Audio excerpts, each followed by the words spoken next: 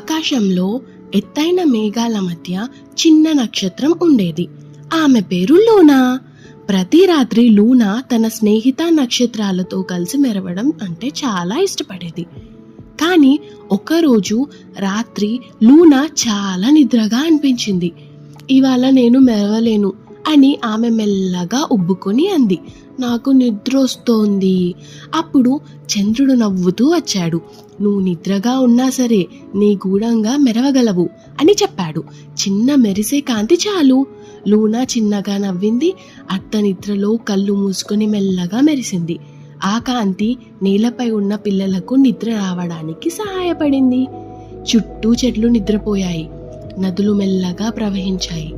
పిల్లల మధురమైన కల లోకంలోకి వెళ్ళిపోయారు.